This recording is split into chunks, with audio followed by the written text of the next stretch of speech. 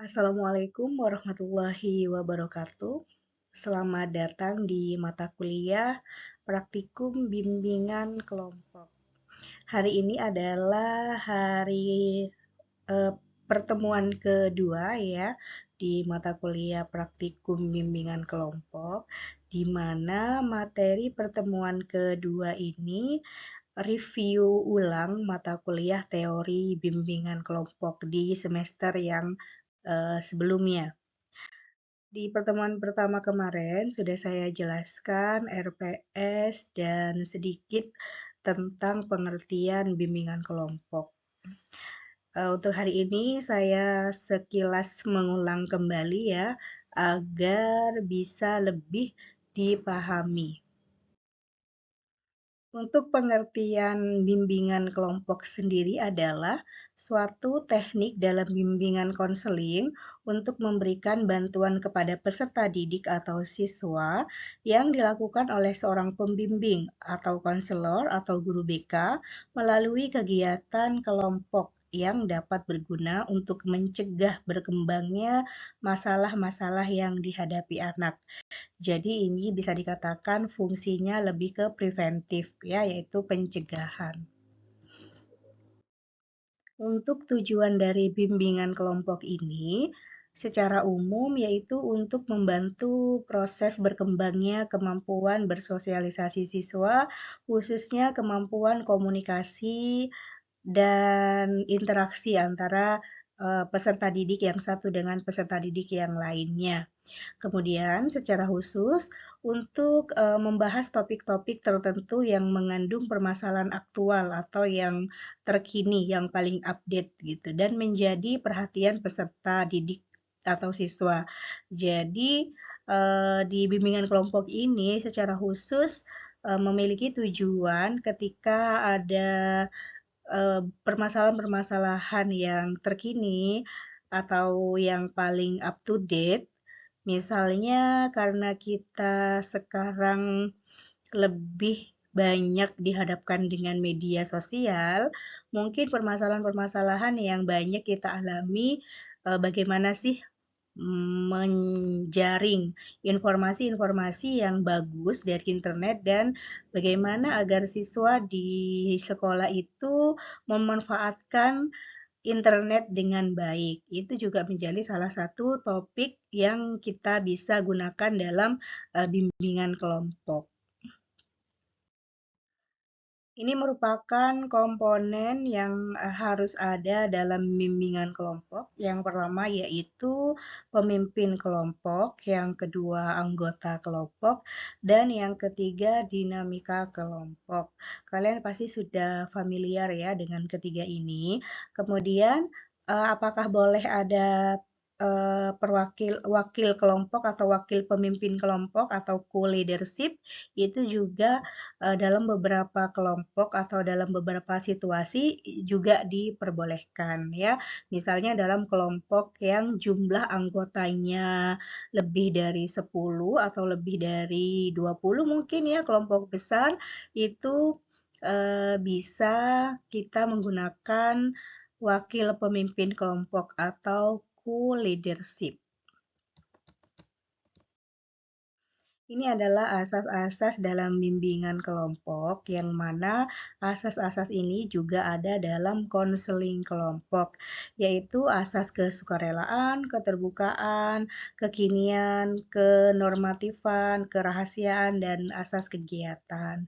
Jadi bisa dipelajari lagi ya kalau misalnya kalian bingung dengan apa maksudnya kekinian, begitu ya. Karena pada dasarnya mata kuliah ini hanya mata kuliah yang mengulang teori dan lebih banyak memfokuskan untuk proses praktek. Oke, kita lanjut ke teknik-teknik bimbingan kelompok yang kita miliki. Yang pertama, yaitu ekspositori atau ceramah, kemudian diskusi kelompok. Yang ketiga, bermain peran. Bermain peran ini ada psikodrama dan sosiodrama. Kemudian yang keempat, permainan simulasi. Yang kelima, karya wisata. Dan yang keenam, homeroom. Oke, kemarin di pertemuan pertama juga sudah kita bahas ya, dan kita sudah membuat kelompok untuk masing-masing teknik. Jadi masing-masing kelompok nanti akan mempraktekkan teknik-teknik yang ada di PowerPoint ini. Oke, ini adalah penjelasannya ya, apa itu diskusi, apa itu bermain peran, homeroom, ekspositori, simulasi, dan karya wisata. Insya Allah semua teknik ini akan kita praktekkan ya. Oke, ini tahapan kita masuk ke tahapan dalam bimbingan kelompok. Yang pertama tentu ada tahap pembukaan ya, di mana dalam tahap pembukaan ini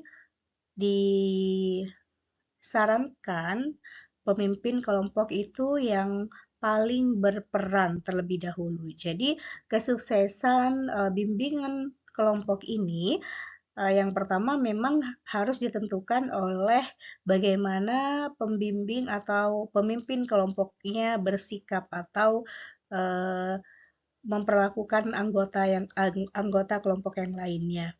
Di mana salah satunya ada kehangatan dan relaksasi atau menciptakan suasana yang hangat, kalau belum mengenal antara anggota kelompok yang satu dengan yang lainnya, boleh saling berkenalan terlebih dahulu. Kemudian kita juga bisa memberikan ice breaking sebagai apa namanya awal perkenalan gitu ya, biar suasana lebih cair atau lebih menyenangkan.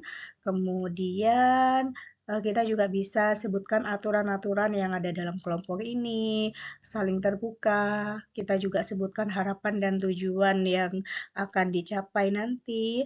Kemudian menjelaskan peran ketua kelompok dan anggota kelompok. Oke, setelah tahap pembentukan tadi atau tahap awal tadi, kita langsung ke tahap transisi. Nah, di tahap transisi ini juga ada ice breaking. Ice breaking ini sebenarnya ini ya, apa namanya, fleksibel, bisa diletakkan di awal atau bisa diletakkan di tahap transisi ini. Atau boleh dua-duanya. Di tahap awal ada ice breaking yang simple atau yang ringan saja, dan tahap transisi kita kembali menggunakan ice breaking juga diperbolehkan. Kemudian ada motivasi, ada review tujuan, jadi ditanyakan kembali kira-kira tadi tujuannya apa, kemudian harapan-harapan kalian apa, jadi ditanyakan kembali begitu.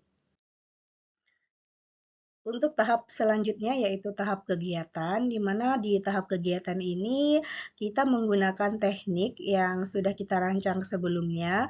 Jika misalnya kita menggunakan teknik ekspositori, silahkan eh, dipaparkan materi dan media yang sudah kita rancang, atau kalau misalnya simulasi, kita bisa memberikan beberan simulasi dan melaksanakan kegiatan sesuai dengan rancangan yang sudah kita buat, sesuai dengan teknik-teknik yang akan kita berikan begitu. Oke, dan yang terakhir yaitu tahap penutupan. Di sini tentunya kita merangkum seluruh proses yang sudah dilaksanakan. Kemudian, kalau kelompok itu sudah berakhir, maka eh, saling memberikan motivasi, kemudian dukungan, dan lain sebagainya. Namun ketika bimbingan kelompok ini belum berakhir, akan ada sesi selanjutnya, maka jadwal bimbingan kelompok selanjutnya juga dibicarakan dan disepakati antara anggota dan pemimpin kelompok. Kemudian boleh kita meminta masing-masing anggota untuk memberikan pesan dan kesan selama mengikuti proses bimbingan kelompok ini. Dan eh, kita juga bisa memberikan harapan-harapan ke depannya yang akan dilakukan oleh para anggota kelompok. Oke, ini adalah ini ya, contoh teknik yang bisa kita gunakan, yaitu ada diskusi kelompok, kemudian ada bermain peran atau role playing, sosiodrama, psikodrama, dan banyak lagi teknik yang akan kita bahas di pertemuan selanjutnya. Baik, untuk hari ini itu saja sekilas review tentang teori bimbingan kelompok. Untuk lebih jelasnya kita bahas di grup WhatsApp. Jika ada pertanyaan silahkan diajukan. Sekian, wassalamualaikum warahmatullahi wabarakatuh.